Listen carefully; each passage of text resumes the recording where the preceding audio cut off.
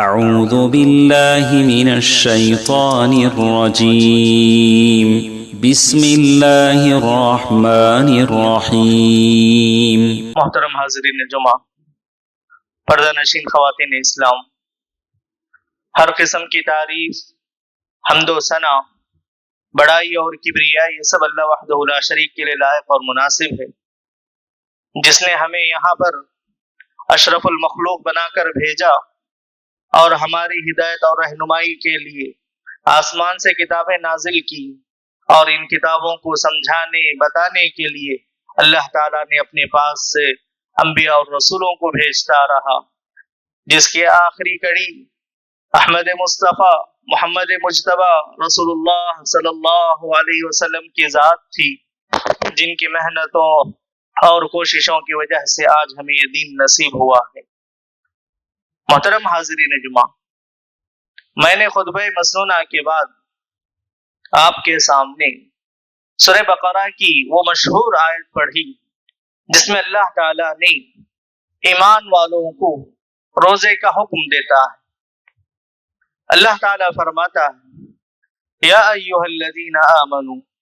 اے ایمان والو، کتب علیکم الصیام، تم پر روزے فرض کیے گئے ہیں، کما کتب علی الذین من قبلکم، جیسا کہ تم سے پہلے قوموں پر بھی اللہ تعالیٰ نے فرض کیا تھا، اسی طریقے سے تم پر بھی روزے فرض ہیں۔ اور فائدہ کیا ہوگا؟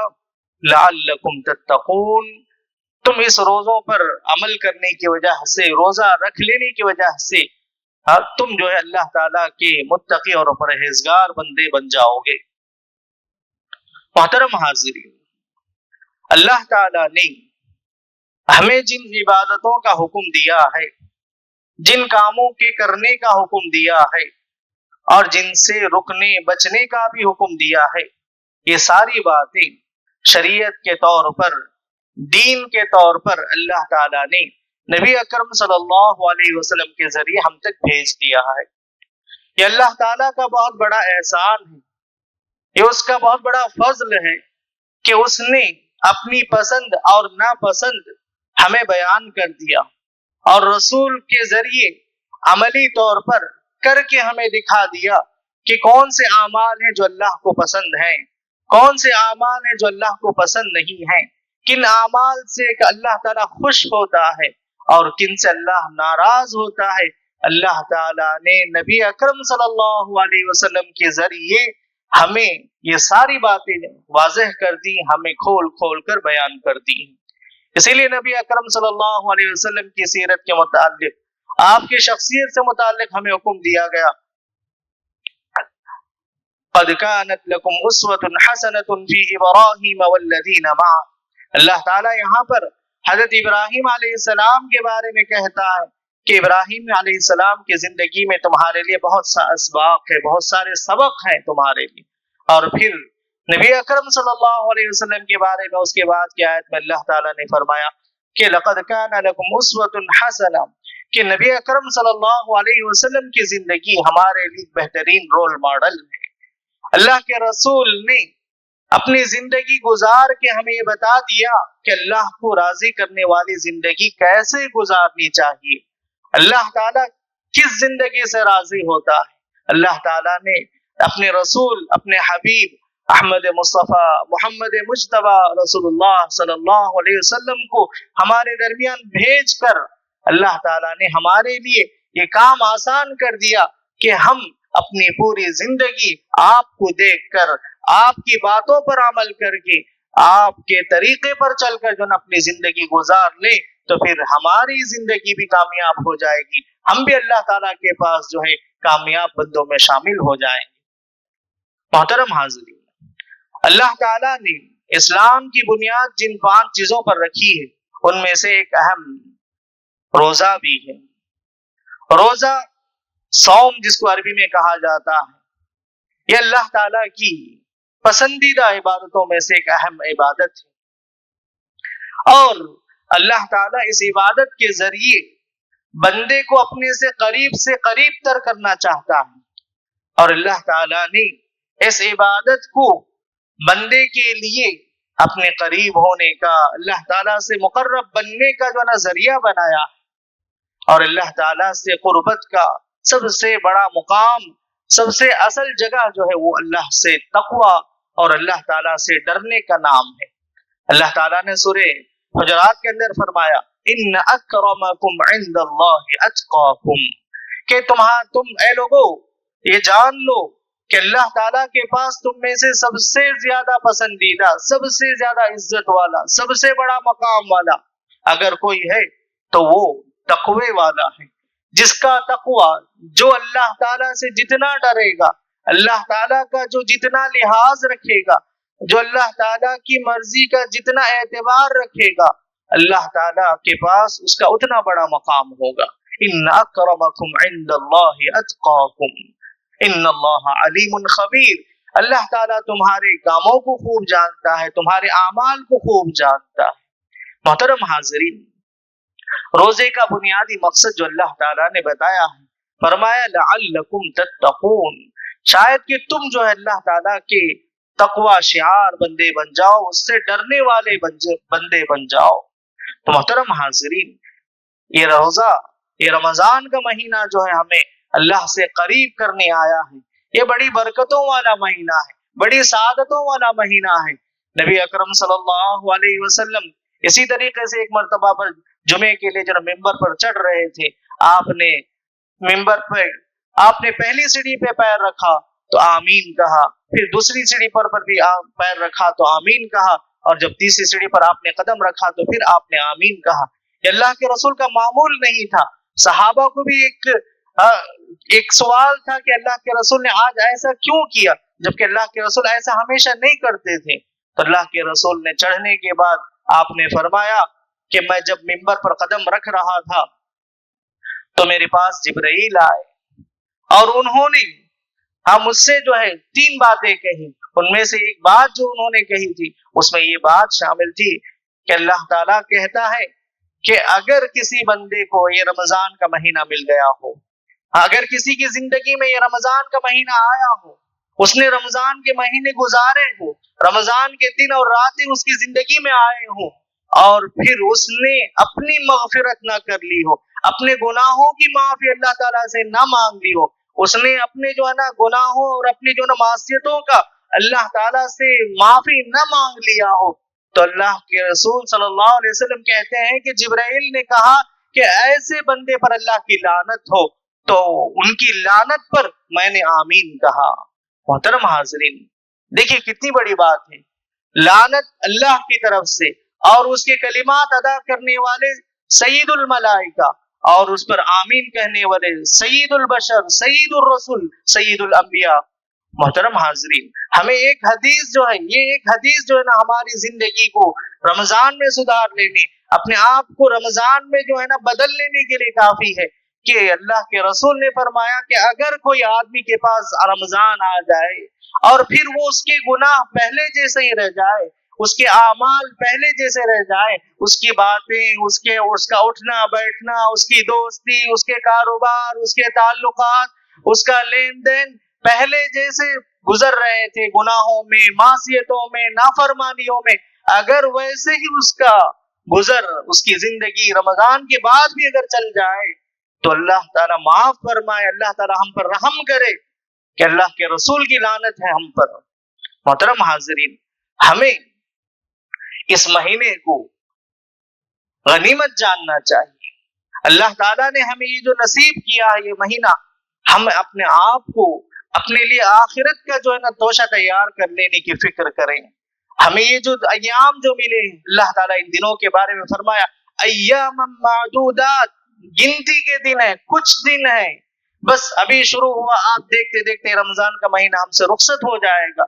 اس کی صبح جو ہے نا اتنی تیز جلتی ہیں اور راتیں ایسی ختم ہوتی ہیں کہ پتہ ہی نہیں چلتا ہے۔ تو محترم حاضرین، ہمیں اس رمضان کو غنیمت جاننا چاہیے۔ اللہ کے رسول صلی اللہ علیہ وسلم نے فرمایا من صام رمضانا ایمانا واحتسابا غفر له ما تقدم من ذنبه،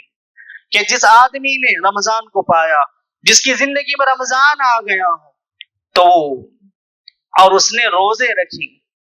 ایمان کے ساتھ، کس ایمان کے ساتھ؟ کون سا ایمان؟ کیسا ایمان؟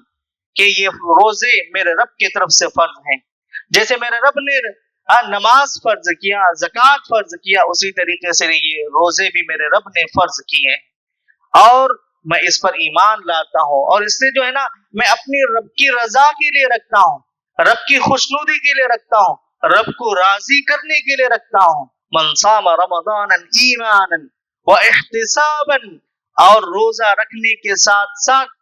اللہ تعالیٰ سے اس کا بہترین اجر، اللہ تعالیٰ مجھے اس کا اچھا بدلہ دے گا، اس کا بہترین بدلہ دے گا، یہ نیت اگر کوئی رکھتا ہے روزہ اللہ کے لیے اور روزے کا ثواب اللہ سے ملنے کی امید رکھتا ہے، تو اللہ کے رسول صلی اللہ علیہ وسلم فرماتے ہیں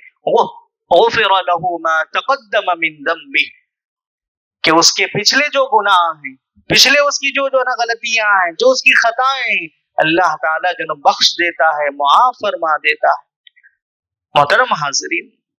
اللہ تعالیٰ نے جب روزے کے جزا کے متعلق بات آئی، روزے کے بدلے کے متعلق جب بات آئی، تو اللہ تعالیٰ نے اس کو اپنے ذمے لے لیا. دیگر جتنے اعمال ہیں، نماز، زکوٰۃ، حج، ان سب کے لیے اللہ تعالیٰ نے اس کا ثواب لکھ دیا ہے، بتا دیا کہ روزہ آپ حج کریں گے تو آپ کے لیے ثواب ملے گا، آپ جو نماز پڑھیں گے تو اتنے ثواب ملیں گے، آپ زکوٰۃ دیں گے تو آپ کے لیے ثواب ہوگا. اللہ تعالیٰ نے یہ بتا دیا. لیکن جب روزے کی بات آئی تو اللہ تعالیٰ نے کہا الصوم لی وانا اجزی بہ، اللہ تعالیٰ نے کہا کہ بندہ جو روزہ رکھتا ہے وہ میرے لیے رکھتا ہے، وہ میرے اپنے لیے رکھتا ہے، مجھے خوش کرنے کے لیے رکھتا ہے، تو اس کا بدلہ بھی میں ہی دوں گا. میں اس کا بدلہ اتنا طے نہیں کرتا. بندہ جس نیت کے ساتھ، جس خلوص کے ساتھ، جس اخلاص کے ساتھ روزہ رکھتا ہے، اپنے روزے کو بچاتا ہے، اپنے روزے میں اپنے ایمان کو بڑھاتا ہے، اپنے روزے کے ذریعے اپنے تقوی کو بڑھاتا ہے، اپنی خشیت کو بڑھاتا ہے، تو میں اسی حساب سے اسے جو ہے نا بدلہ دینے والا ہوں. تو محترم حاضرین، اللہ تعالیٰ نے روزے کے متعلق جو ہے نا کوئی جو ہے نا بدلے کو جو ہے نا طے نہیں کیا، بلکہ اللہ تعالیٰ نے اپنے پاس اس کو رکھ لیا کہ بندہ میرے لیے رکھتا ہے تو میں اس کے لیے جو نا بدلہ دینے والا ہوں. محترم حاضرین، روزہ ہمیں اخلاقی تربیت کرنے آیا ہے، ہمیں نیک بنانے کے لیے آیا ہے. ہم اپنی زندگی کے دنوں میں، دیگر ایام کے اندر ہماری غفلتیں حد سے زیادہ ہیں، ہماری معصیتیں، ہمارے گناہ ہمارے سر سے آگے بڑھ چکے ہیں، لیکن ہمیں یہ مہینہ جو نصیب ہوا ہے، ہمیں اپنے آپ کو اللہ تعالیٰ کا محبوب بندہ بنانے، اس کو راضی کرنے والا بندہ بنانے کے لیے ہمارے پاس یہ مہینہ آیا ہے. ہمیں اس موقع کو غنیمت جاننا چاہیے، اس بہترین اور سنہرے موقع کا فائدہ اٹھانا چاہیے، اور ہمارا دن اور ہماری راتیں ایسی گزرے جس سے اللہ راضی ہو جائے، اللہ خوش ہو جائے. محترم حاضرین، نبی اکرم صلی اللہ علیہ وسلم نے فرمایا من لم يدع قول الزور والعمل به فليس لله حاجة ان يدع طعامه وشرابه. اللہ کے رسول صلی اللہ علیہ وسلم نے فرمایا کہ جو آدمی روزہ رکھ لے، روزہ رکھ لیا ہے، اس نے سحری کی ہے، دن بھر بھوکا رہتا ہے، لیکن وہ جھوٹ بولنا نہیں چھوڑتا ہے، جھوٹ سننا نہیں چھوڑتا ہے، جھوٹ پر عمل کرنا نہیں چھوڑتا ہے، تو اللہ کے رسول صلی اللہ علیہ وسلم نے فرمایا کہ ایسے آدمی کا بھوکا رہنا اللہ تعالیٰ کو کوئی ضرورت نہیں ہے. ایسے آدمی کا بھوکا رہنا، کھانا پینا چھوڑ کر جو بھوکا رہتا، اللہ تعالیٰ کو ایسے آدمی کے بھوکے رہنے کا کوئی جو اللہ تعالیٰ کو ضرورت نہیں ہے. تو محترم حاضرین، روزے کا مطلب یہ ہے کہ ہم نیک بنے، ہم اپنے اندر نیکی کو پیدا کریں. ہمارے پچھلے ایام کیسے گزرے، کیا گزرے، اللہ تعالیٰ سے معافی مانگ لیں، اللہ تعالیٰ سے توبہ استغفار کریں، اللہ تعالیٰ سے بخشش طلب کریں کہ پروردگارہ میری پچھلی زندگی، رمضان سے پہلی والی زندگی اتنی معصیتوں میں گزری ہے، اتنی جو نا نافرمانی میں گزر گئی ہے. اور یاد رکھیے محترم حاضرین، اللہ تعالیٰ توبہ استغفار قبول کرنے والا ہے، گناہوں کو معاف کرنے والا ہے. اللہ تعالیٰ کے پاس ہر گناہ کے لیے معافی ہے، ہر خطا کے لیے اس کے پاس جو اللہ تعالیٰ کے پاس جو نا معافی ہے. شرط یہ ہے کہ بندہ صدق دل کے ساتھ، سچے دل کے ساتھ اللہ کے سامنے ہاتھ بلند کرے، اللہ کے سامنے گڑ گڑائے اور اپنے گناہوں کا اعتراف کرے کہ वाक़अतन है परवरदिगारा, मुझसे फला फला गुनाह हुए, मुझसे ऐसे गुनाह हुए जो दिन को दुनिया वालों को नहीं मालूम है, ये मेरे अंदर बुराई है, तू जानने वाला है, तू जो है ना मेरी हर कमी को जो है ना खूब जानने वाला है, तू माफ करने वाला है। और अगर जब बंदा अल्लाह ताला से माफी के लिए आगे बढ़ता है, अल्लाह ताला से माफी मांगने के लिए जो है ना वो सबकत करता है, तो यकीनन अल्लाह ताला उसे उसकी तौफीक भी अता करता है। अगर बंदा खुद ये समझ के बैठ जाए कि मेरे तो इतने गुनाह हैं, मैं कैसे गुनाह की माफी मांगू, कैसे मेरे गुनाह माफ होंगे, तो फिर अल्लाह ताला भी उसे अपनी रहमत से दूर कर देता है। और फिर वो बंदा जैसा रमजान से पहले था वैसे ही जो ना उसका रमजान गुजर जाता है, और बाद में जो ना अल्लाह ताला की जो ना लानत जिन लोगों पर होती है उन लोगों में शामिल हो जाता है। तो मोहतरम हाजिरीन, ये जो महीना है अपने आप को सुधारने का, अपनी जिंदगी को जो है ना ईमानी जिंदगी को बदलने वाला महीना है। हम इससे पहले क्या करते थे, क्या नहीं करते थे अपनी जगह पर, अब हम अज़्म करें, अब ये इरादा करें कि हम जो है ना नेक बनेंगे, हम जो है ना हर अच्छे काम को अपनी जिंदगी में शामिल करेंगे, हम अल्लाह को खुश करेंगे और अल्लाह के बंदों को जो हुकूक है वो अल्लाह की रजामंदी को सामने रखते हुए अल्लाह को खुश करने के लिए उनके साथ भी अच्छा मामला करेंगे। अगर हम ये अहद करते हैं, ये अपने आप से वादा करते हैं, तो यकीनन अल्लाह ताला हमें इसकी तौफीक देने वाला है। मोहतरम हाजिरीन, रमजान के जो बुनियादी आमाल हैं उसमें सबसे पहला रोजा है। रोजा तो हम रखते हैं, तो हमें अपने रोजों की हिफाजत भी करनी चाहिए। और रोजों की हिफाजत के अंदर सबसे पहली चीज कि हर तरह के गुनाह से, हर तरह की मासियत से अपने आप को दूर रखें, बचाए रखें। तो यकीनन यह रोजा हमारे लिए अल्लाह ताला के पास हमारी जो ना मगफिरत का, हमारे गुनाहों की माफी का जो नजरिया बन सकता है। और फिर दूसरी चीज तिलावत कुरान, कुरान मजीद की तिलावत। ये कुरान का महीना है। शहरु रमज़ान अल्लज़ी उन्ज़िला फ़ीहिल कुरआन हुदल लिन्नास व बय्यिनातिन मिनल हुदा वल फुरक़ान। अल्लाह ताला फरमाता है कि ये जो कुरान, ये जो रमजान है, ये कुरान का महीना है। अल्लाह ताला ने इसी महीने में कुरान को नाजिल किया है। तो ये कुरान हमारे लिए किताब हिदायत है, ये किताब रहमत है, ये हमारे लिए जो ना गाइडलाइन की बुक है। ये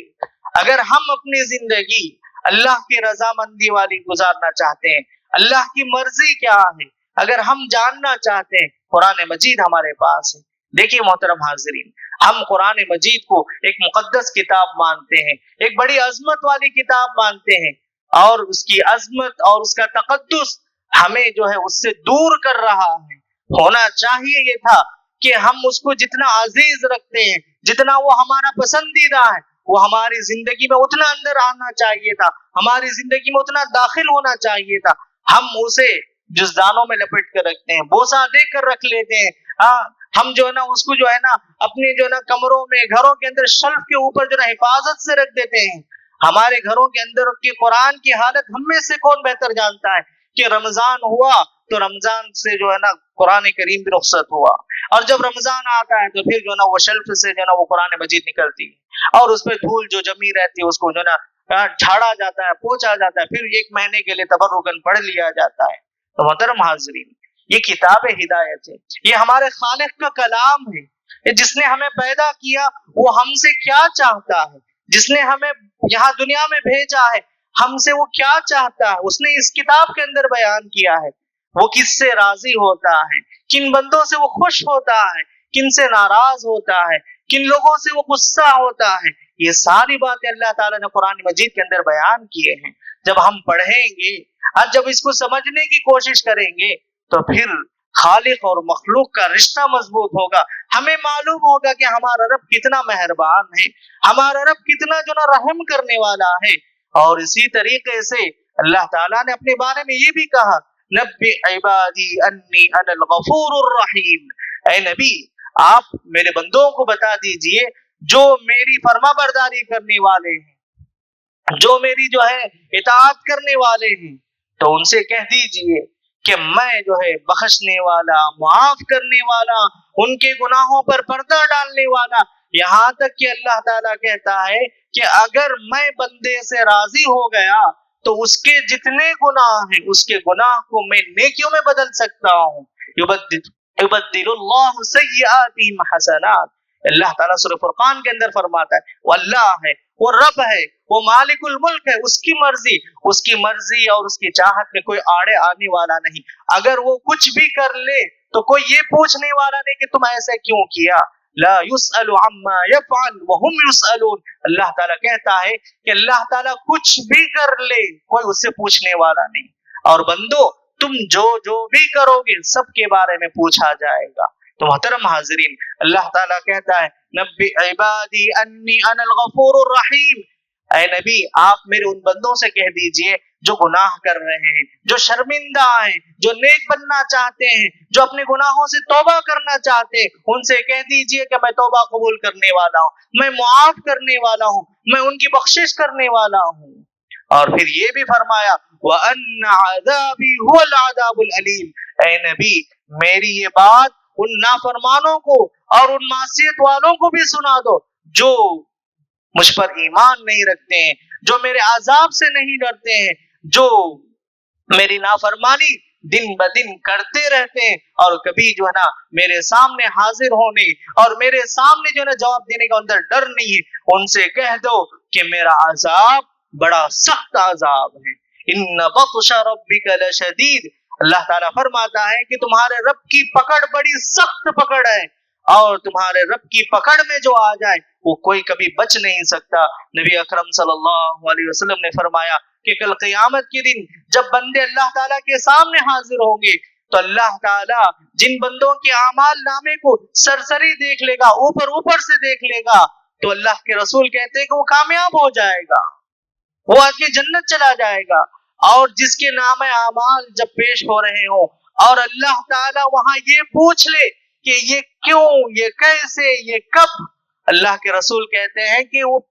بندہ پکڑا گیا ہے، وہ پھنس گیا ہے اور اس کا انجام جو نا جہنم ہونے والا ہے۔ اللہ تعالیٰ فرماتا ہے فَمَنْ زُحْزِحَ عَنِ النَّارِ وَأُدْخِلَ الْجَنَّةَ فَقَدْ فَازَ، کل قیامت کے دن سب سے بڑی کامیابی، سب سے بڑا جو نا انعام یہی ہے انسان کے لیے کہ وہ جہنم سے بچا لیا جائے، جہنم سے دور کر لیا جائے اور جنت میں وہ داخل ہو جائے، بس جنت میں بھیج دیا جائے، تو یہی بڑی کامیابی ہوگی۔ محترم حاضرین، ہمیں اپنے آپ کو جہنم سے دور کر لینے اور جنت میں داخل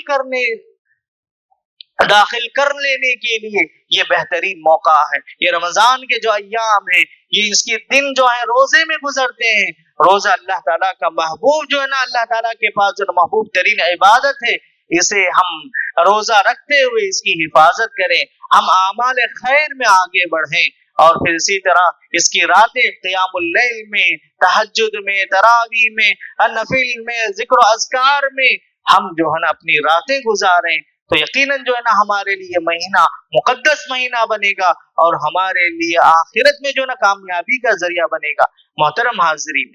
ہم یہ سمجھتے ہیں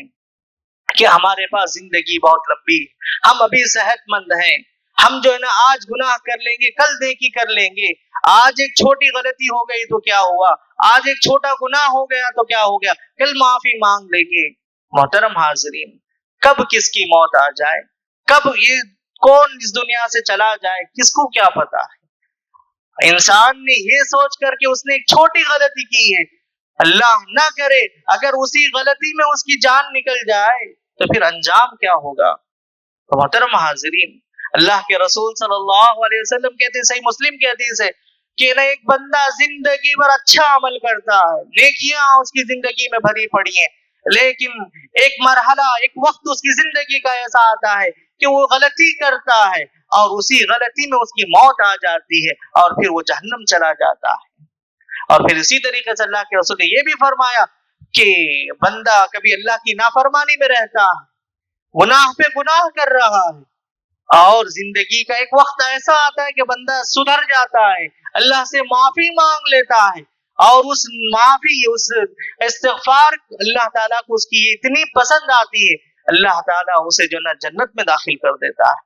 محترم حاضرین، اللہ کے رسول صلی اللہ علیہ وسلم نے فرمایا انما الاعمال بالخواتیم، کہ اعمال کا دار و مدار کہ آدمی اچھا ہے یا برا ہے، میں نے اچھا کیا ہے یا برا کیا ہے، میں نے جو شروع کیا وہ نہیں دیکھا جائے گا، میرا اختتام، میرا انجام جو ہوتا ہے، میرا اگر اچھا انجام ہو رہا ہے تو یہ میرے اچھے عمل کی جو ہے نا یہ کیا ہے، یہ علامت ہے. اور اگر اعمال جو ہے نا برائی پہ ختم ہو رہے ہیں تو پھر ہمیں جو ہے نا اپنے آپ کو جو ہے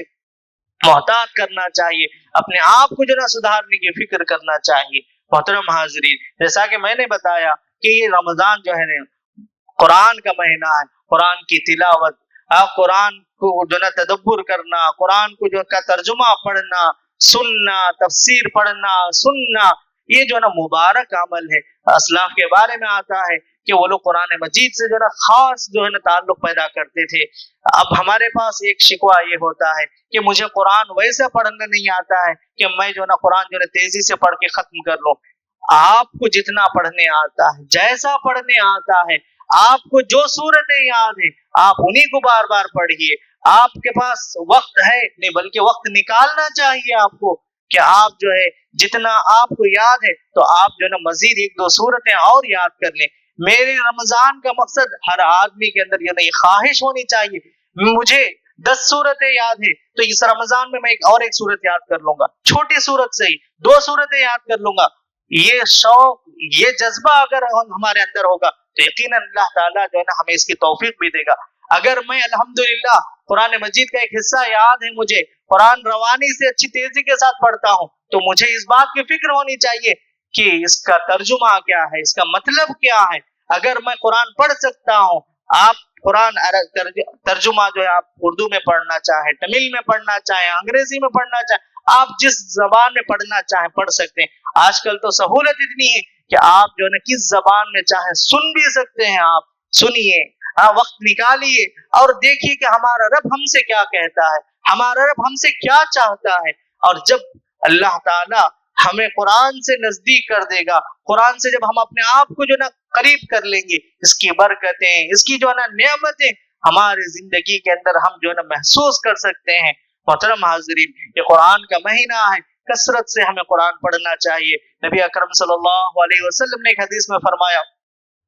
کہ جو آدمی تیزی کے ساتھ اچھے طریقے سے قرآن پڑھتا ہے تو اس کے لیے تو اپنا ثواب ہے. اللہ کے رسول نے قرآن پڑھنے کے ثواب کے متعلق فرمایا کہ الف لام میم جو ہے نا یہ 3 حرف ہے اور ہر حرف پر 10 نیکی ہے. الف لام میم اگر کوئی پڑھتا ہے تو 30 نیکیاں اس کے لیے لکھ دی جاتی ہیں. ایک اور حدیث میں اللہ کے رسول نے فرمایا کہ اگر کسی آدمی کو قرآن تیزی سے روانی کے ساتھ اسپیڈ پڑھنا نہیں آتا ہے، وہ ہجے کر کے پڑھتا ہے، اٹک کے پڑھتا ہے، تو اللہ کے رسول صلی اللہ علیہ وسلم نے فرمایا کہ اس کے لیے ڈبل اجر ہے، دگنا اجر ہے اس کے لیے.